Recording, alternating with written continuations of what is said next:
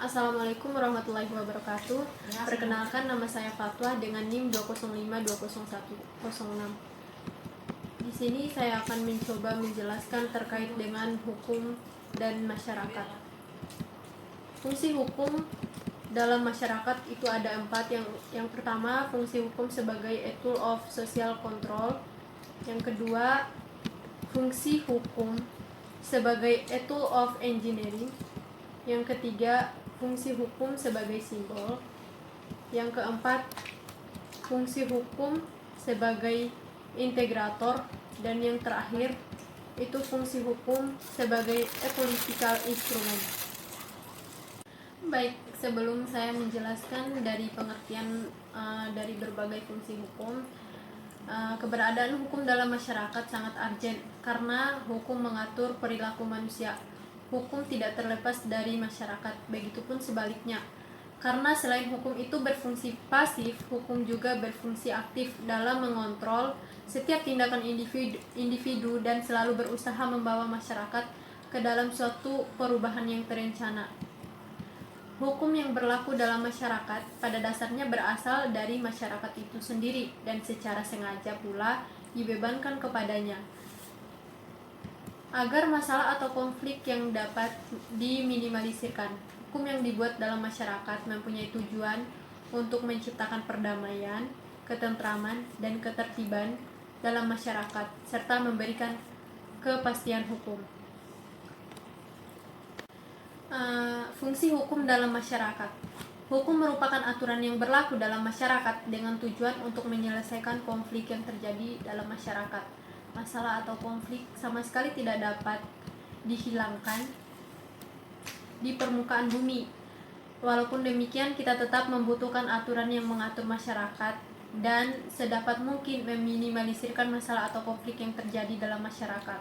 Hukum yang berlaku mempunyai tujuan. Tujuan hukum itu dapat tercapai jika hukum itu dapat berfungsi dalam masyarakat. Ya baik, tadi saya sudah menyebutkan 5 dari fungsi hukum dan saya akan mencoba menjelaskan dari beberapa fungsi hukum tersebut. Yang pertama, fungsi hukum sebagai a tool of social control. Fungsi hukum sebagai a tool of social control bertujuan untuk memberikan suatu batasan tingkah laku masyarakat yang menyimpang dan akibat yang harus diterima dari penyimpangan itu, misalnya membuat larangan-larangan, tuntutan ganti rugi, dan sebagainya. Penggunaan hukum sebagai sarana sosial kontrol dapat berarti hukum mengontrol tingkah laku masyarakat. Maksudnya bahwa hukum berfungsi memberikan batasan tingkah laku warga masyarakat yang dianggap menyimpang dari aturan hukum. Terus yang kedua, fungsi hukum sebagai a tool of engineering. Fungsi hukum sebagai sarana perekayasa sosial, yaitu mengubah masyarakat dengan menciptakan perubahan-perubahan dalam masyarakat menuju kemajuan yang terencana. Artinya, untuk menata kembali kehidupan masyarakat secara terencana sesuai dengan tujuan pembangunan bangsa, kehidupan masyarakat, namun sampai kini ternyata selalu mengalami perubahan atau dinamika yang sangat pesat. Hal ini menunjukkan bahwa hampir tidak ada kelompok masyarakat dunia yang kehidupan sosialnya tetap statis. Masyarakat manapun akan dipastikan akan mengalami perubahan, baik dengan pengaruh dari luar maupun terjadi dengan sendirinya dalam masyarakat bersangkutan. Oleh karena itu, para pembuat hukum dituntut untuk senantiasa mengikuti perkembangan hukum dalam masyarakat. Terus, fungsi hukum yang ketiga, hukum sebagai simbol. Penyimbolan yang dilakukan oleh hukum jelas akan memudahkan baik oleh para pelaksananya maupun masyarakat untuk saling memahami tentang makna suatu peristiwa yang terjadi dalam interaksi warga masyarakat. Keberadaan fungsi hukum sebagai simbol sangat membantu komunikasi antara pelaksana hukum dengan warga masyarakat serta proses sosial hukum itu sendiri. Baik, fungsi yang keempat yaitu fungsi hukum sebagai political instrument. Fungsi hukum sebagai sarana politik adalah untuk memperkokoh kekuasaan politik atau mengefektifkan pelaksanaan kekuasaan negara. Melihat fungsi tersebut menunjukkan keberadaan hukum tertulis yang dibuat secara prosedural, keberadaan hukum dan politik. Dalam kenyataannya memang tidak mungkin dapat dipisahkan karena keberadaan hukum sebagai kaidah tertulis merupakan pesan-pesan dari politik. Tetapi setelah ditetapkan pemberlakuannya, tidak boleh lagi ditafsirkan secara politik. Yang terakhir, fungsi hukum sebagai integrator.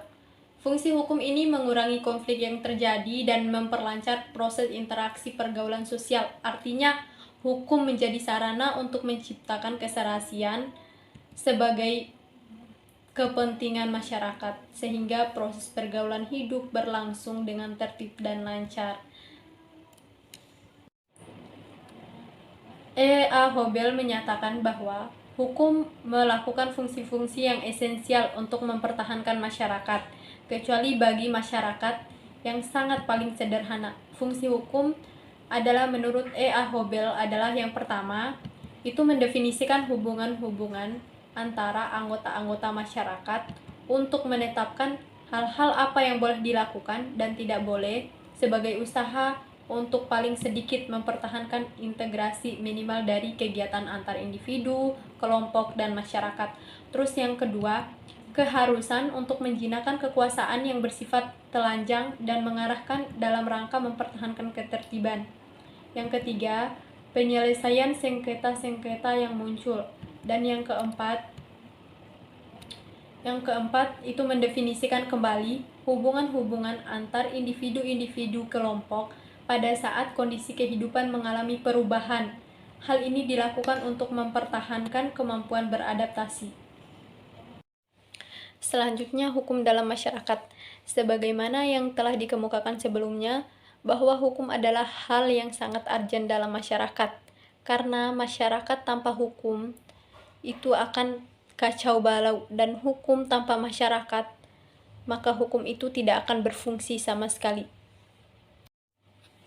Hukum mungkin digunakan sebagai alat oleh agent of change. Agent of change atau pelopor perubahan adalah seseorang atau sekelompok orang yang mendapatkan kepercayaan dari masyarakat sebagai pemimpin satu atau lebih lembaga-lembaga kemasyarakatan yang mampu mengubah sistem sosial.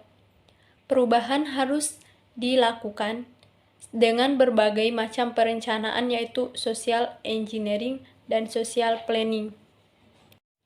Hukum dalam masyarakat itu mempunyai dua sifat, yaitu yang pertama, pasif dan aktif. Sifat pasif, hukum itu dapat dilihat sejauh mana hukum itu menyesuaikan diri dengan masyarakat. Sedangkan hukum yang bersifat aktif, yaitu sejauh mana hukum itu dapat berperan aktif dalam menggerakkan dinamika masyarakat menuju suatu perubahan yang terencana. Dengan demikian, hukum sebagai alat untuk merubah masyarakat, a tool of social engineering. Hukum yang digunakan sebagai sarana perubahan dalam masyarakat, yaitu dapat berupa hukum tertulis dan hukum tidak tertulis. Hukum yang tertulis dapat berupa undang-undang, sedangkan hukum yang tidak tertulis merupakan kebiasaan masyarakat yang belum dikodifikasi ataupun yang telah dikodifikasi. Selanjutnya, sebagai kesimpulannya adalah ubi societas ibi lus, yang artinya di mana ada hukum, di situ ada masyarakat. Hukum dan masyarakat mempunyai hubungan yang erat dan tidak dapat dipisahkan satu sama lain. Manusia yang hidup berkelompok dalam suatu jaringan masyarakat membutuhkan sebuah aturan atau hukum. Begitu pula hukum yang akan diterapkan membutuhkan subjek agar hukum itu berfungsi dalam masyarakat. Sekian, terima kasih.